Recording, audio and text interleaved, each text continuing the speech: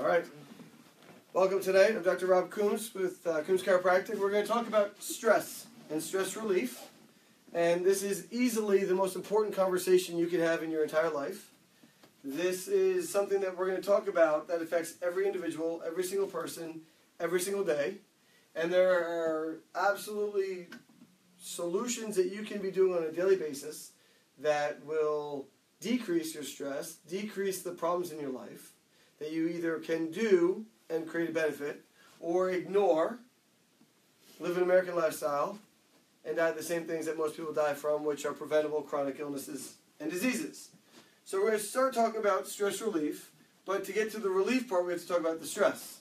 So we're going to talk about what stress is, whether it's good or bad, how it affects you, and then what you can do about it. That's the topic for the conversation for tonight.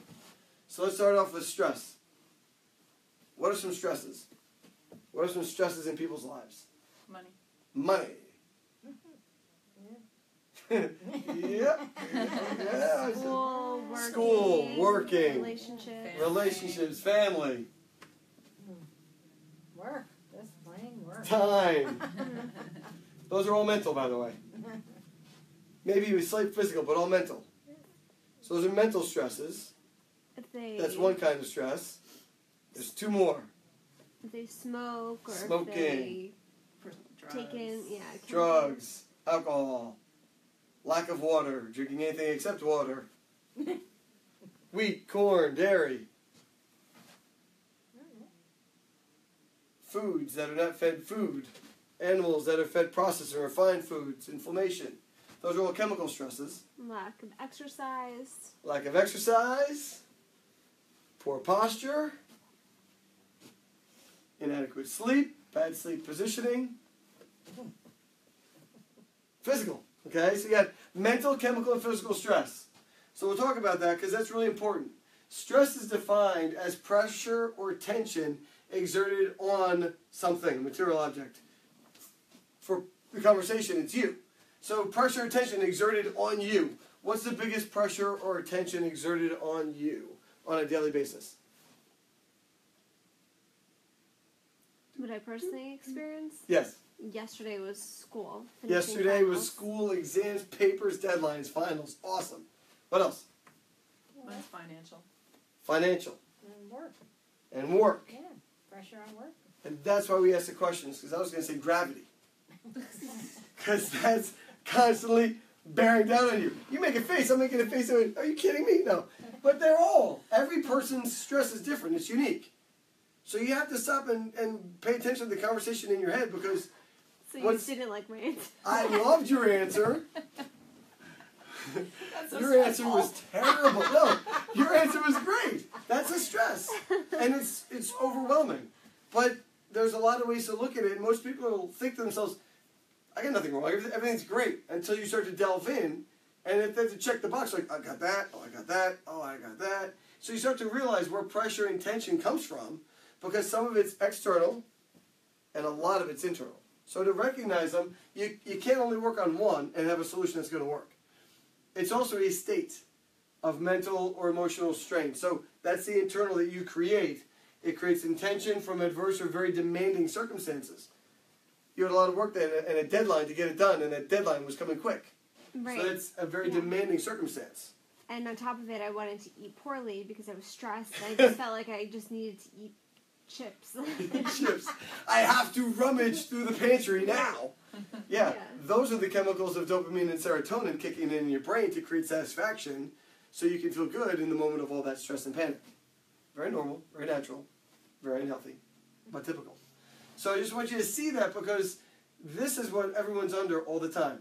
There was some quote I read that said that the average teenage high school student today is under as much stress as a typical person seeing a psychiatrist in the 50s. So think about that stress level. A person in the 50s that went to a psychologist described the same equivalent amount of stress that our high school kids are under today. So the demands, the chaos, the pressure and the stress is what high school kids are under on a daily basis was the extreme back in the 50s. So it's just how time is ramped up, but just something I want you to see. Because stress is something that I can't stop. I can't prevent stress from happening to anybody. Because sometimes stress isn't all bad.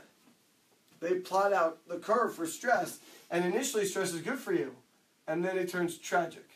So initially stress is good. Stress is what gets you up in the morning. Cortisol is what wakes you up. Stress is what gets you off the couch and motivates you. A little bit of stress gets stuff done. A lot of stress creates overwhelm and you fail. So it's a matter of figuring out what stress is. Some stresses in your life are going to motivate you to create change.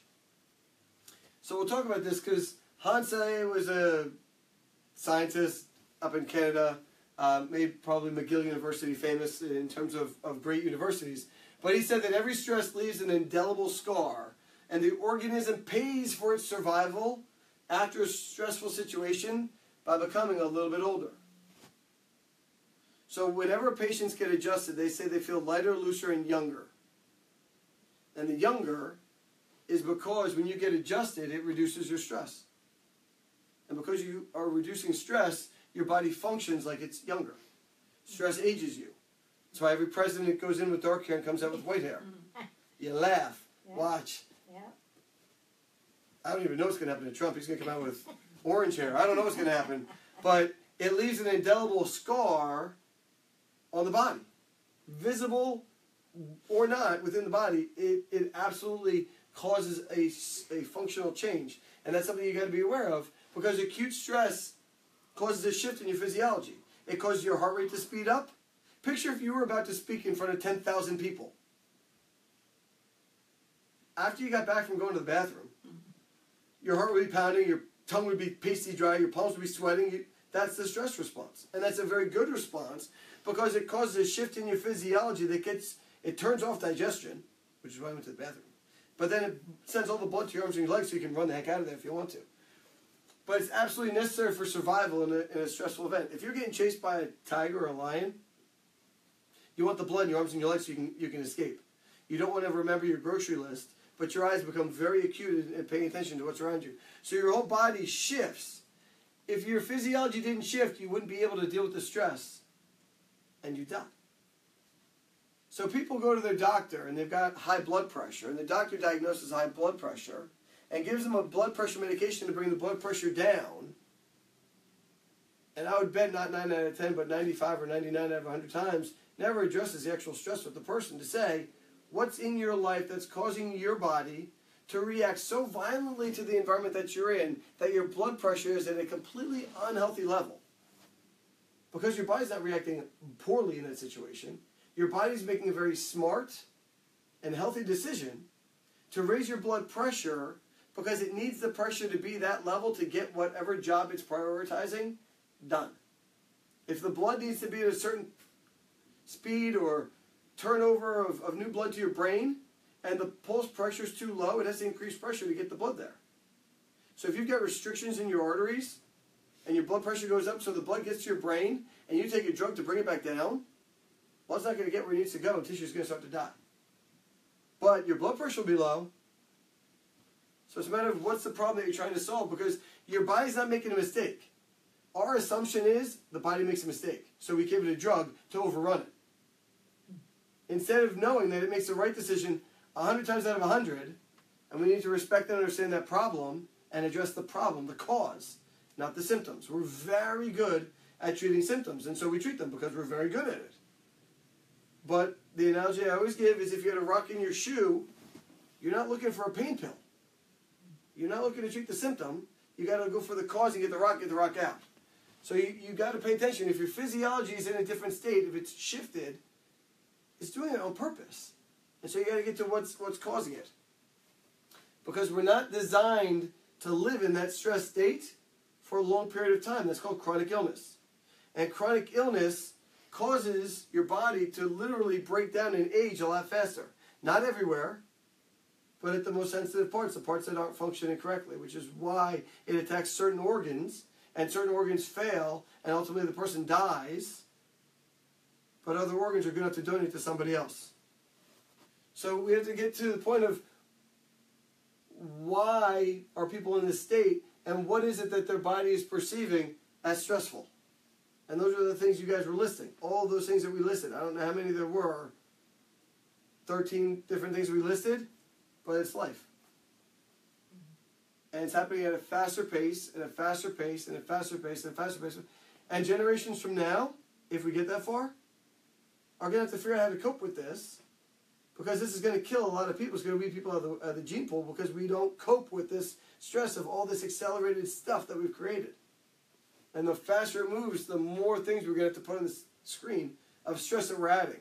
And all of this stress causes all these symptoms. And again, these are symptoms.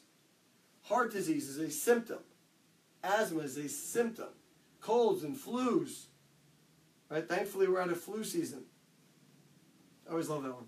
Like, there's a season. Cancer is a symptom. Depression is a symptom. Eczema and other skin disorders are symptoms. Post-traumatic stress disorder is a symptom, and stomach ulcers are symptoms of something that caused your body to change, that caused this part of your body to function in a different way than normal, because the definition of every one of these diseases is abnormal cell function in whatever cell has cancer or whatever artery is not functioning properly. It's abnormal function of a body part. And the only reason the body part would function abnormally is because the internal chemistry changed. And the chemistry always changes based on what your brain perceives as what's happening as stressful, and it causes that shift. So for the biggest stress relief that we can talk about, it's separating out the symptom from the cause. And so going back to what's the biggest cause of stress? Yesterday it was school. 2 weeks ago it was something else. And a month ago it was something else. And it's always going to change. So from a chiropractic perspective, I'm going right back to gravity because it's the very thing that I always work with. But I absolutely want you to see how different patients are between normal and abnormal. So I'm going to grab this because I want this. I'll grab it right here. Does that work? Because I want this to be seen in terms of normal versus abnormal. And I want you to see the hallmark difference between having a curve here where there's an actual identifiable curve in the spine versus abnormal where it's actually a negative or a reverse curve in the spine. And I show you that because this is what walks into my office all the time. And then when I find one of these, I save the picture because it's rare. It's rare to have good posture. It's rare to have the spine function normally. It's rare to have someone's posture work like it's designed to. So the question is, if these joints are normal and the nerve comes out of the spine right through here, what do those nerves do? Because when the spine looks like this, the nerves work differently than when the spine looks like this.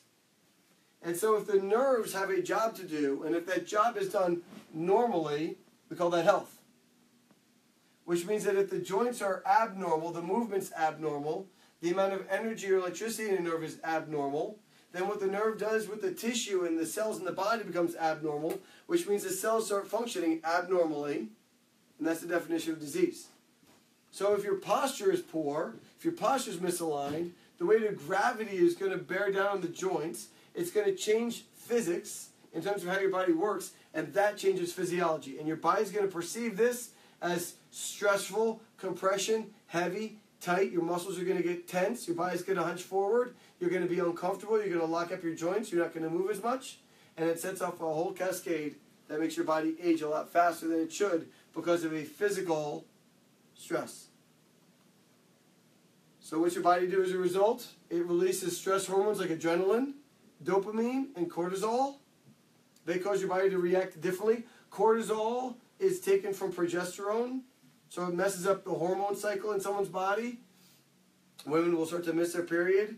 A pregnant woman can actually have a spontaneous abortion if the stress is so great because the cortisol robs the placenta of progesterone, which is necessary. Dopamine is what will motivate you to go to a different place. You're going to want to solve that problem. It's going to motivate you to get up. If you're in a really, really cold place, say you get dropped in Antarctica like this, you're going to look to try to find somewhere warm. You're going to motivate to move. Okay? Dopamine is what motivates you to get up and try to find somewhere better, to try and find that satiety of a better place than where you are. And adrenaline's what's going to get your blood flowing. And if you can make it there, you'll survive. And if you can't, your body will die. But your body will go through a shift and secrete these hormones 100 times out of 100. If I put you in a walk-in freezer, you'll start to shiver. And if I put you in a sauna, you'll start to sweat. And you don't have to think about it. You don't have to be like, okay, let's sweat. 100 times out of 100, that's what's going to happen. Because your physiology doesn't get it wrong. Doctors treat it like your body doesn't have an idea. They treat it like you need to have a drug. They treat it like your body's making an error. But I guarantee you, 100 times out of 100, you'll sweat in a sauna and you'll freeze in a walk-in freezer. Your body will secrete these chemicals, and it will cause a change in your heart rate. It'll cause your arteries to constrict, and it'll cause your blood pressure to shoot up. It'll cause all those things to begin to change. It'll also cause your blood glucose, your sugar levels to change, which lead to diabetes, and it's all it ties into obesity. It'll cause the fats in your bloodstream, your triglycerides to change, and your cholesterol to change. It'll cause a change in what everyone knows as LDL, the bad guys. It's not true. And it'll cause clotting factors to change. Your blood actually changes its consistency and gets thicker because your body starts producing clotting factors. Because if that thing is chasing you, it's probably going to try and eat you. And if it tries to eat you, it'll cut you. Your best escape will be that your body will start to clot faster. Your body goes through this whole change to improve your survival. It just doesn't assume you're going to stay like that for the rest of your life.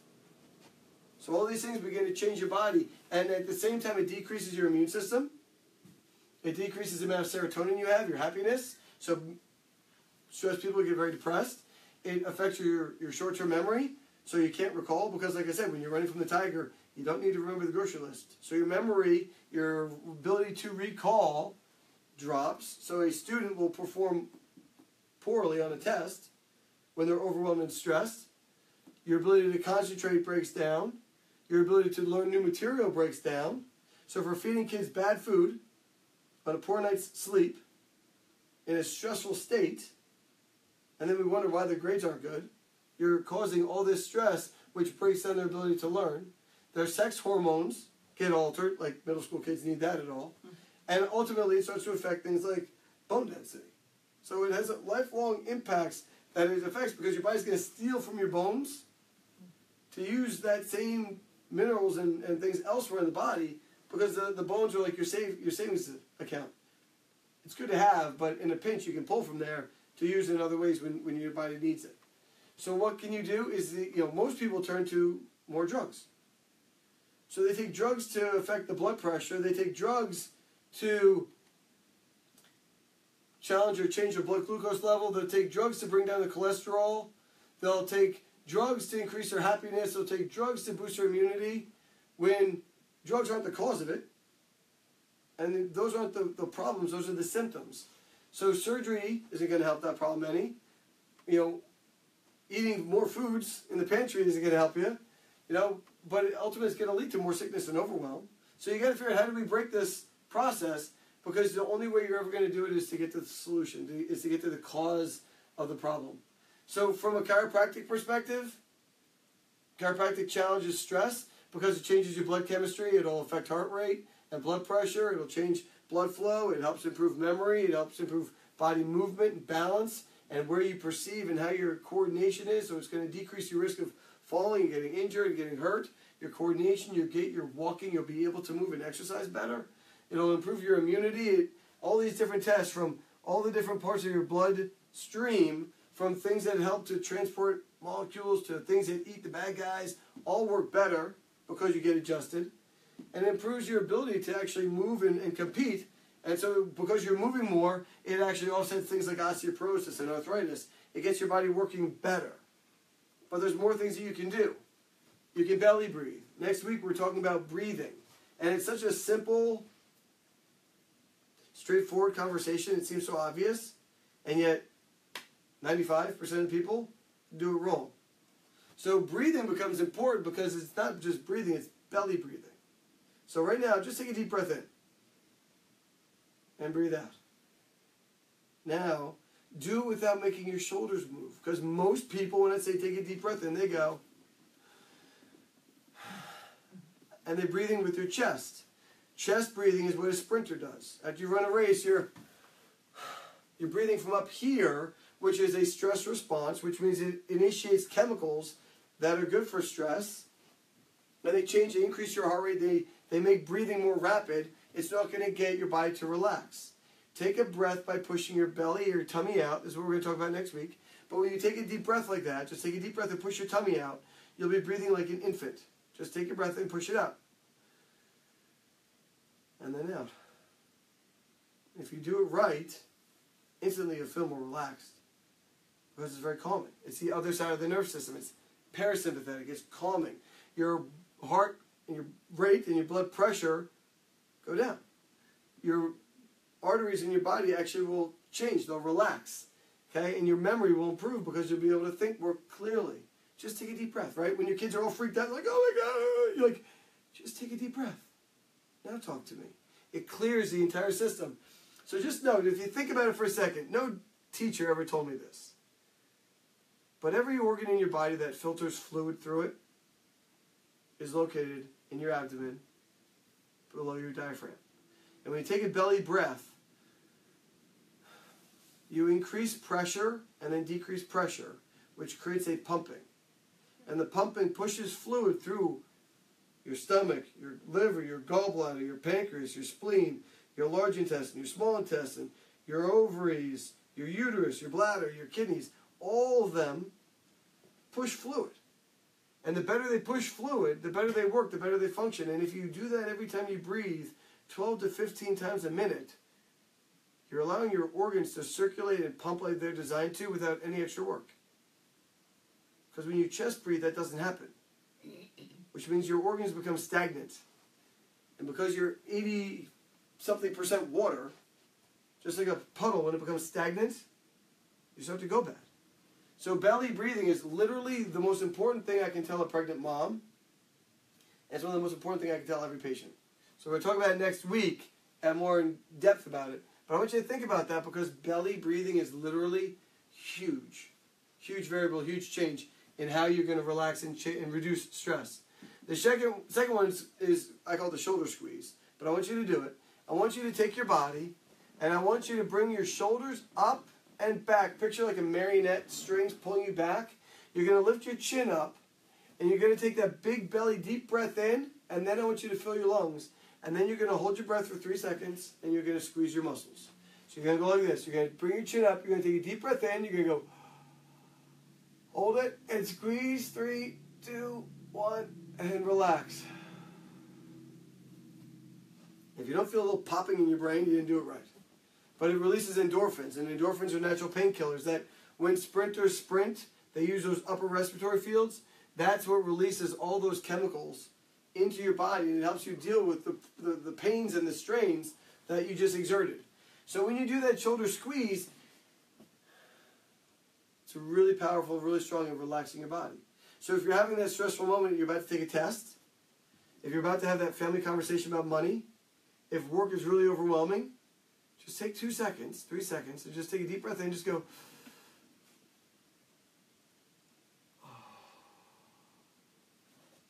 And then begin whatever you're going to begin. Take the test. Walk into the room to have the conversation. Come out of the bathroom, go back to work, go to the water cooler, do that stress test, come back. If you do that, however many times you need to in a day, 3, 4, 5, 10 times in a day, I guarantee you're going to feel a difference. Because you're changing your posture, you're changing your pressure, you're changing your breathing, you're changing the tension, the tightness, you're changing all the things that matter in your nerve system, in your cardiac, respiratory, all the different major systems in your body, and it's going to make your body function better. Okay? So let's do it again. Sit up, take a deep breath in, shrug your shoulders up and back, pull your chin up, take a deep breath in, and relax. Anything you ever want to say to somebody in the heat of a moment, just do that. And if you still want to say it, go at it. Have at it. But that will filter out half the comments you're probably going to say. Next time someone cuts you off in traffic, do that. And then tell them they're number 1.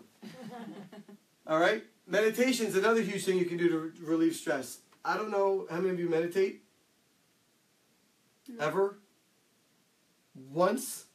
When we do meditation on the beach. Meditation on the beach. We will do meditation on the beach this summer. Awesome one to do.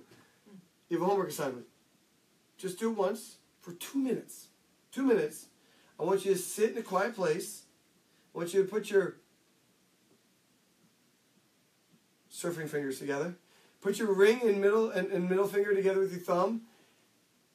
And just relax. Do that breathing into your shoulders. Just breathe all the way out. Keep your eyes closed. Just relax. Try to only take about 12 breaths per minute. So I want you to do this for 24 breaths.